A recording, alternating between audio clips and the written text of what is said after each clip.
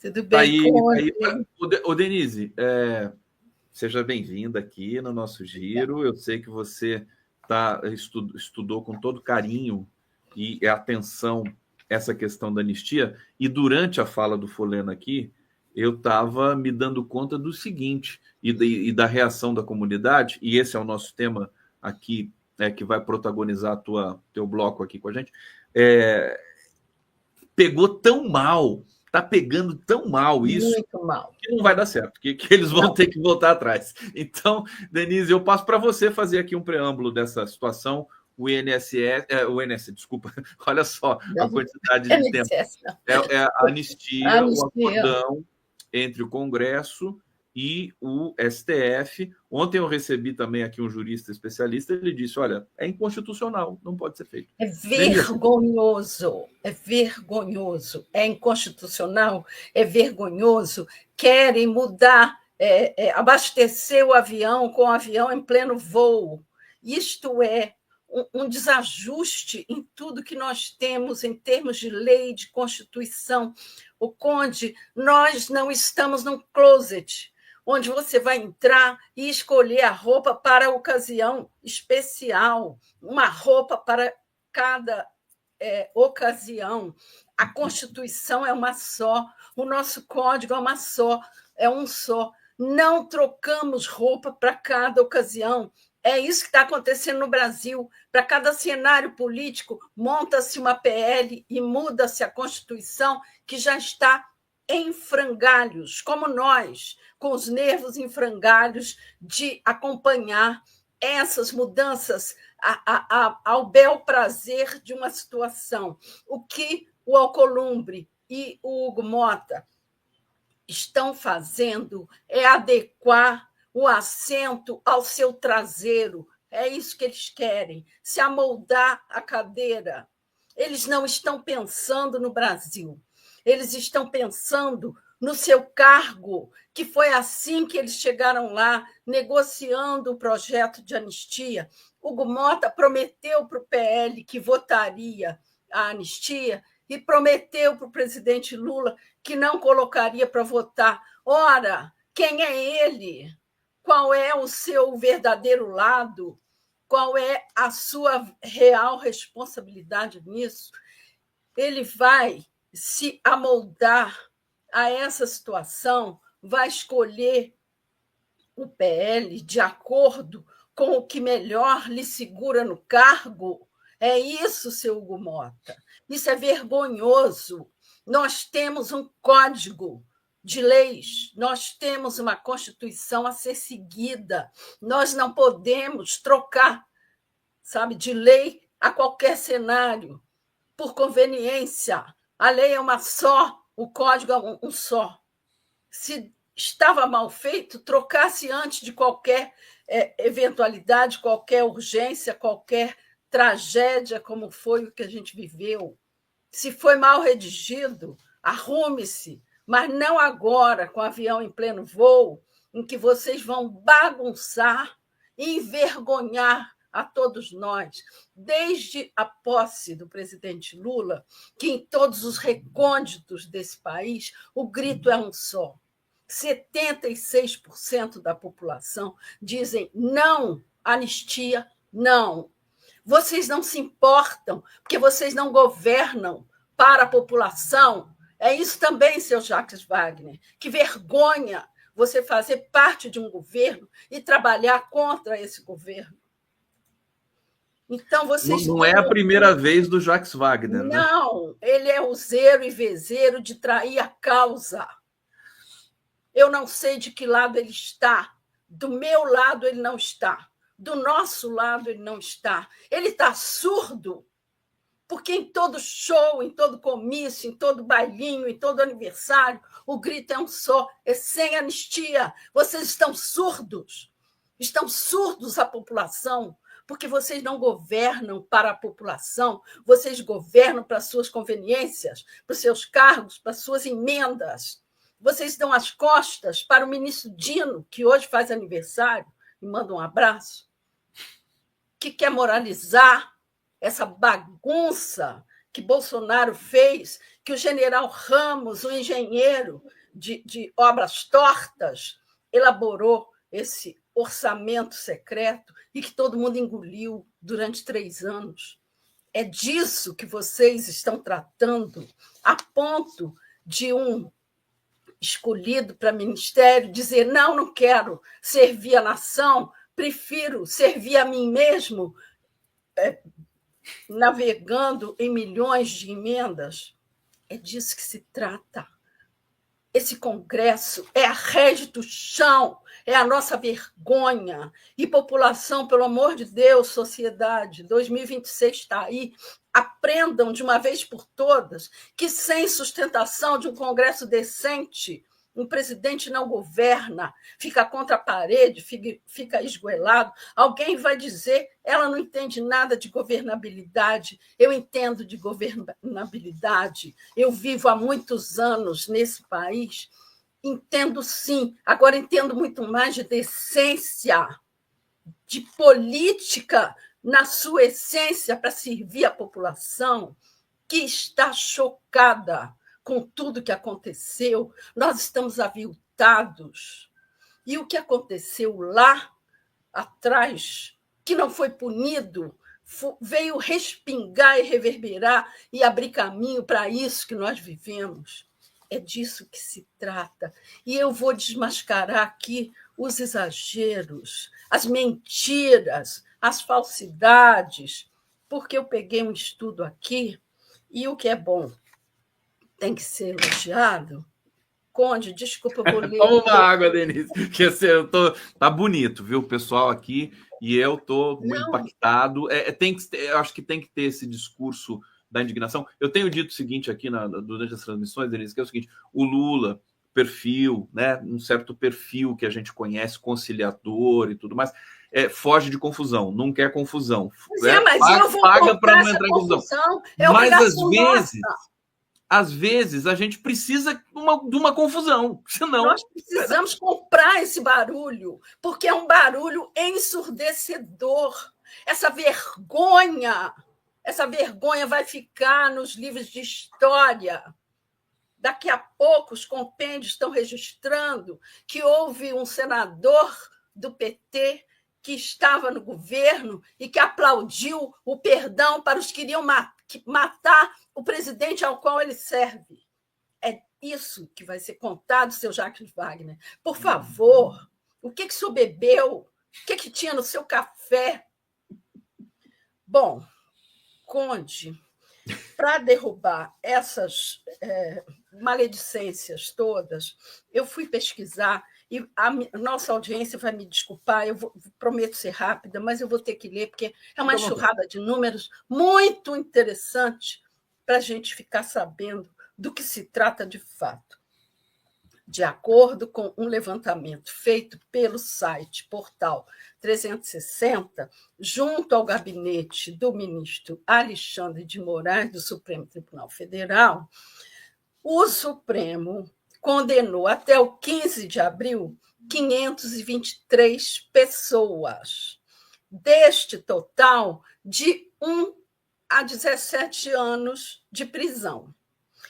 Desses, 33 recusaram participação em qualquer acordo, não quiseram saber, têm convicção, querem nos matar, querem derrubar o Lula, querem matar o Alexandre.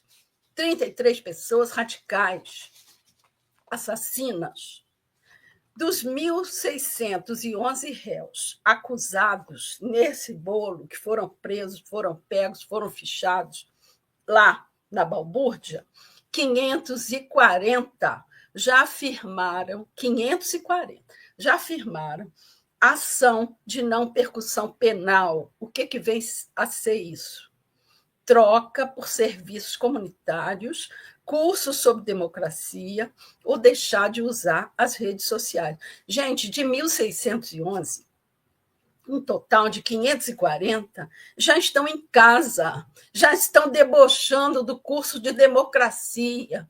Já houve um que disse que já esqueceu o que ele ouviu lá, porque era uma baboseira. Ou seja, nem vergonha na cara essas pessoas têm. Bom, então, seguindo aqui, para não perder tempo, que eu depois desses números eu quero ainda falar um pouco, espero que dê tempo. Esse acordo foi oferecido para pessoas que pegaram de 1 a 2 anos e 5 meses e são classificados de incitadores, ou seja, são aqueles que estavam nos quartéis, são aqueles que não passaram da linha da polícia, da linha de choque da polícia, e não entraram nos prédios públicos. Então, são esses 540 condenados de 1 a 2 anos de prisão e 5 meses, classificados de incitadores. Ainda de acordo com o gabinete do ministro, 55 estão cumprindo pena de prisão preventiva, ou seja, é muito pouco perto daquela multidão desvairada, raivosa, que avançou sobre os prédios públicos. Bom, 84 já estão em prisão definitiva, fechados, engaiolados, como deve ser a quem fez o que eles fizeram. E 5 estão em prisão domiciliar. Até o dia 15 de abril, a Corte já havia indiciado 1.602 pessoas em ações penais, o que vem a ser ação penal. A ação penal, ela pode incluir mais de uma pessoa. Então, são 1.602 ações penais, abrangendo, atingindo a 1.624 réus. Lembrando que as ações penais podem incluir aí mais pessoas. A Corte já condenou 523 pessoas e absolveu 8. São 51,4% as condenações que correspondem a crimes mais leves. 51,4% de pessoas levaram penas leves. É mais da metade.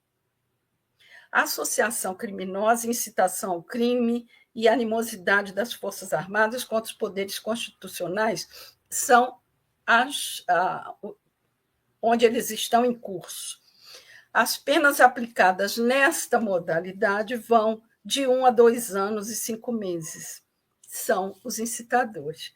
Aí, por favor, Conde, eu vou te pedir para mostrar aquele quadro da maior importância, um quadro que eu mandei para você, com percentuais. Isso.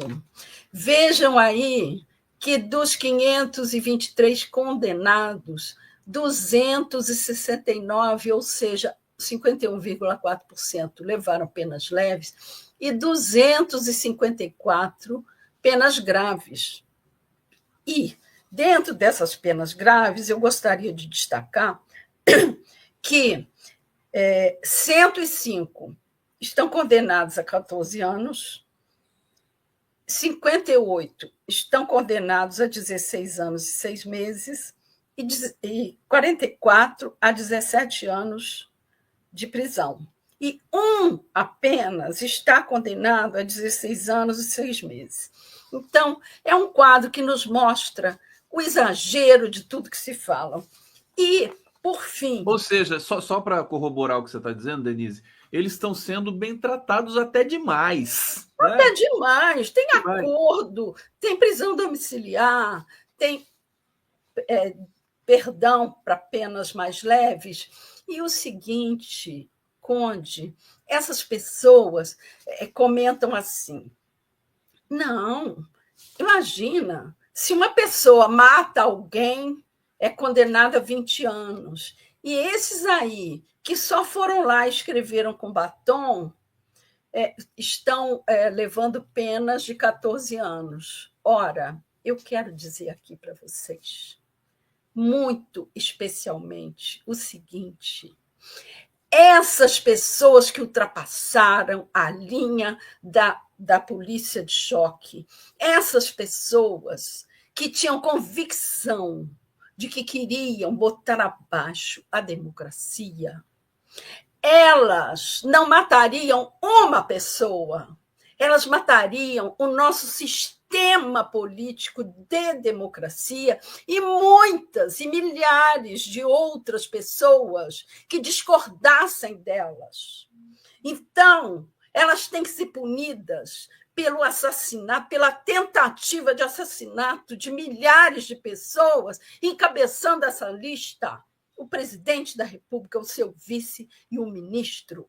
E muitas, milhares de pessoas que eles pretendiam confinar e matar num campo de concentração, porque isso está descrito no plano que esta mulher leu, que esta mulher seguiu, que esta mulher deixou os filhos lá, não sei com quem, e foi acampar entre os quides pretos para ser treinada, para matar depois num campo de concentração milhares de pessoas, porque durante 21 anos você matou, que se saiba, 434 pessoas e desapareceu com elas, com uma parte, mas quantas mais foram mortas sem que a gente saiba e registre?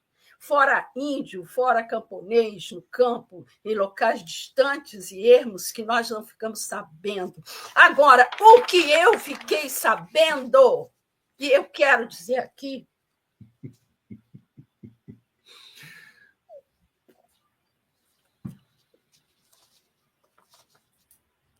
Denise emocionada, e eu também. No dia 1º de maio de 1970, Olavo Hansen, um operário, foi preso com 18 pessoas, panfletando na Vila Maria Zélia. Este operário, panfletando em nome de melhores condições de trabalho, foi preso, levado para o DOPS, para o banco. Passou por choques elétricos, queimaduras, afogamentos. No dia 2, ele foi preso dia 1º. No dia 2, do dia 2 a 8 de maio, ele foi torturado. No dia 8, seus colegas pediram médico para se levar para um hospital. A polícia se negou.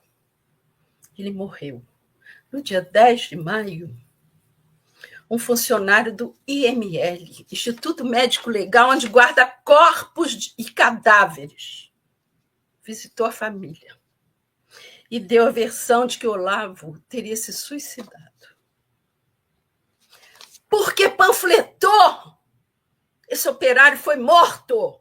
E esta vagabunda que pichou e frequentou e quis derrubar esse governo, a democracia e matar, estão lamentando que ela fique em prisão domiciliar de 14 anos? Qual é o peso? Qual é a medida disto? Me digam. Quem vai querer depois sustentar a vergonha e o desdobramento desta bagunça que vai se instituir nesse país?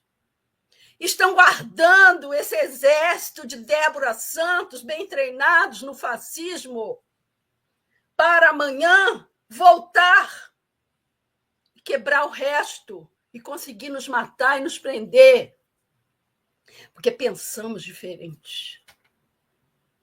Então me digam, a cada onda fascista nós teremos uma lei? Para quê que o seu Pedro Serrano, o seu Lênin Streck debruçaram noites a fio em cima dos seus livros de direitos, de constitucionalidade, para elaborar uma lei que a cada dia vira um mostrengo ao sabor do seu Hugo Mota para sua bunda caber na cadeira? É disso que se trata. Nós vamos permitir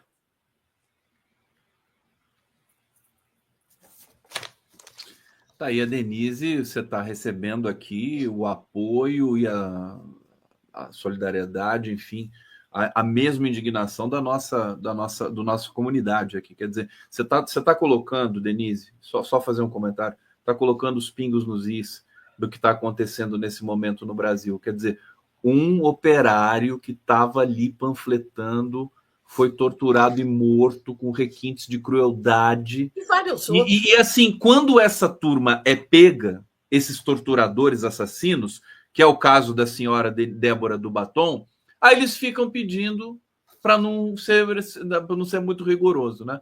E a gente tem um núcleo ali de base do governo que está concordando com isso. Não dá. De que lado eles estão? Eles vão defender os que tentaram matar o presidente do partido deles? É isso mesmo? É isso que eu estou entendendo?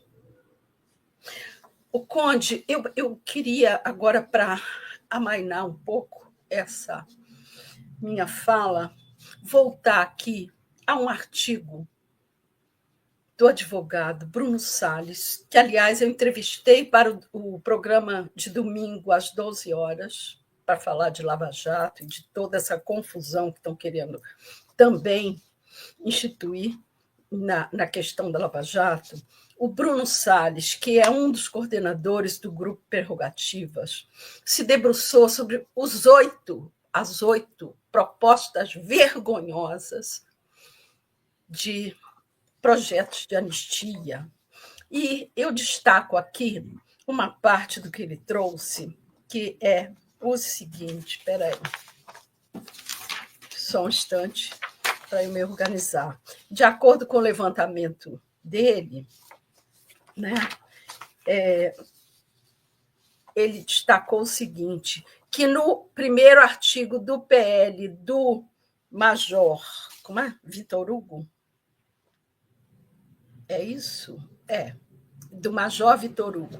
O projeto 2858 de 2022, ele traz o seguinte, olha a pérola, prevê que ficam anistiados manifestantes, caminhoneiros, empresários e todos os que tenham participado de manifestações nas rodovias nacionais em frente a unidades militares ou em qualquer lugar do território nacional do dia 30 de outubro de 2022 ao dia de entrada em vigor desta lei. Aí o Bruno Salles destaca o seguinte: observe-se que o texto anistia qualquer tipo de manifestação, mas traça um lapso temporal que coincide com os atos terroristas que se iniciaram a partir da eleição do presidente Lula. Ou seja, é um projeto feito especificamente para livrar todos esses. E eu pergunto, em 8 de janeiro de 2024, eu trouxe ao 247 uma lista de 99 financiadores grandes do agro, do garimpo, do setor de caminhão. Alguém puniu? Alguém investigou? Alguém fez alguma coisa? Estão me achando com cara de palhaça? Estão querendo me engambelar? Ou estão tentando fingir que estão trabalhando? Para que a gente está aqui se esgoelando? Para ter um país desta natureza? Que perdoa emenda, que passa por cima da cara de pau dos presidentes do Senado e da Câmara? E eu não queria esquecer também, Denise, dos ministros do STF. O pessoal está comentando aqui no bate-papo. Estão em conluio com eles, elaborando o plano com Alcolumbre. Onde é que nós estamos? São 11 Sérgio Moros que se juntam com o outro lado para elaborar projetos que não são úteis para a sociedade, é isso mesmo? Para que vocês condenaram Sérgio Moro e vão fazer a mesma coisa? Vocês não têm que se meter nisso. Vocês estão aí para julgar. E se vocês pisoteiam em cima das próprias decisões, quem será por nós? Que vergonha! Gravíssimo. Onde é que a gente vai se agarrar, Conde? No que a gente vai confiar e acreditar? Eu vou ter que rasgar meu diploma e parar de trabalhar como jornalista porque esta profissão não serve para nada, porque político não serve para nada. A gente vai levar um ceticismo geral à sociedade, é isso mesmo. E depois vocês organizam eleições de milhões, de bilhões, 5 bilhões, de 2 em 2 anos, e nos pedem o seu voto para ganhar dinheiro de emenda, que é para isso que está servindo o nosso voto. Os seus supremos, vocês são supremos do quê? Porque supremo, para mim, é o topo da dignidade. E vocês são supremos do quê? De nada. De vergonha. Parem de se misturar com essa corja imunda e façam o seu trabalho de punir. É disso que se trata e é isso que a gente espera. Eu vou destacar aqui mais um ponto, o Conde, que esses projetos de anistia, aí dizem assim, Jacques Wagner, né, com seu discurso brilhante, não, perdoa os bagrinhos. Quem são os bagrinhos? A dona fulana lá do Perdeu Mané? Não são bagrinhos, não. E aí, não, pune radicalmente Bolsonaro e sua turma. Escuta aqui, você não é burro e eu não sou idiota. Quando você defende que se una os crimes de organização de golpe de Estado e tentativa de abolição violenta do Estado Democrático de Direito, o que você está fazendo é reduzir a pena do Bolsonaro, sim, porque cada um desses crimes, muito bem pensados lá pelos juristas, valem 8 anos, de 6 a 8 anos de prisão. Se você tira um, você reduz em 8 anos a pena do Bolsonaro, porque eu não sou idiota, sei fazer conta de somar básica. Eu fiz o curso primário. Se você, que é um engenheiro, eu acho que é isso que ele é, não sabe somar ou diminuir, eu sei.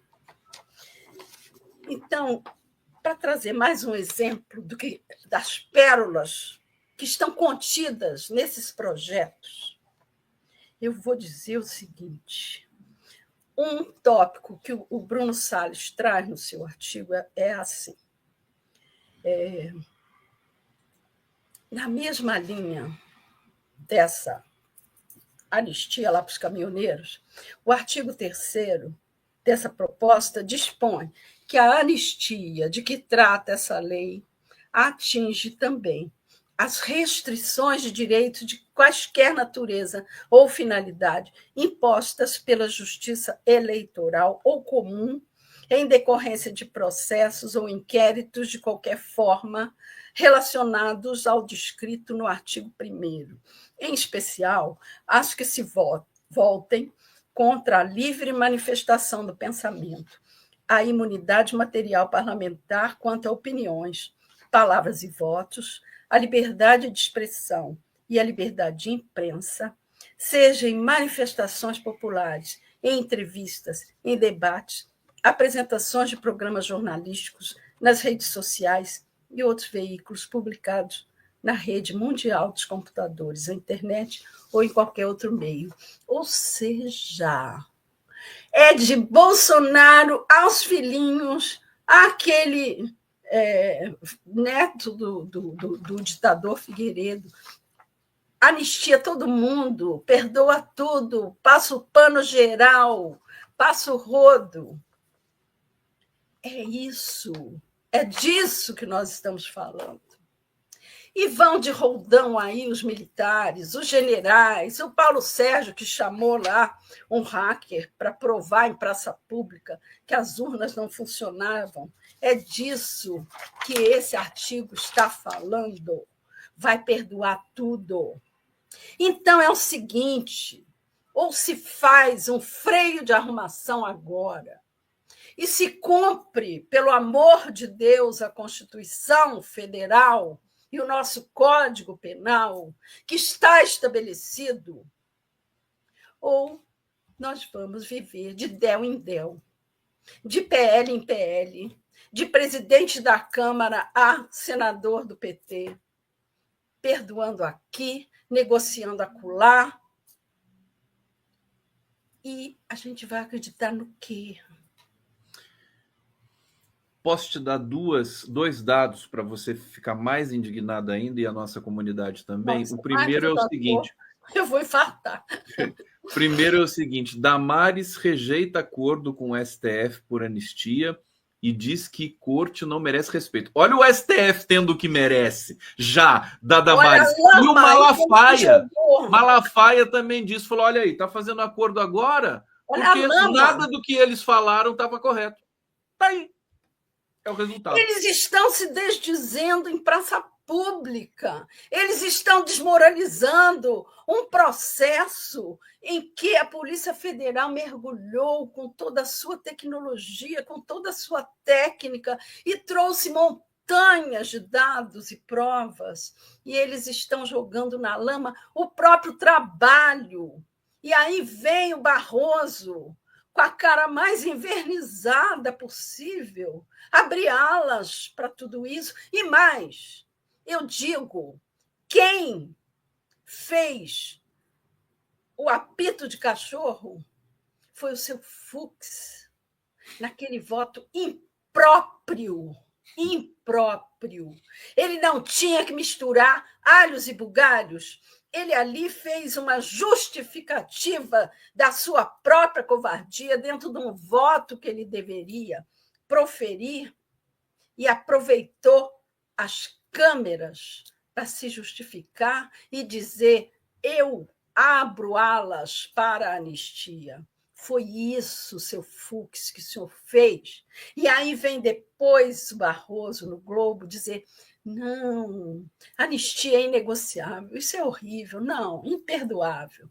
Mas, se quiser mexer, mexam lá no Congresso. E por trás das cortinas eles estão amparando esse Congresso nessa desavergonhada truta.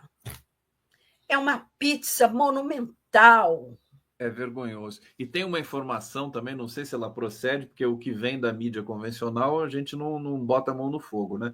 Mas de que o próprio Alexandre de Moraes estaria endossando esse acordo. Não sei se você teve essa informação, mas se o próprio Alexandre de Moraes tiver endossando, ele não conhece a Constituição brasileira, que proíbe, veta. Todos conhecem, mas estão andando para a Constituição. E vamos lembrar uma foto emblemática do seu Michel Temer, sozinho, dentro de um avião mandado pelo seu Jair Bolsonaro, recém-saído do closet da Michelle, onde ele estava trancado, morrendo de medo, em setembro de 2021, depois que ele conseguiu paralisar 11 rodovias e que o golpe que ele estava engendrando começou a dar certo, e em pânico, sem projeto para o dia seguinte, sem apoio das Forças Armadas,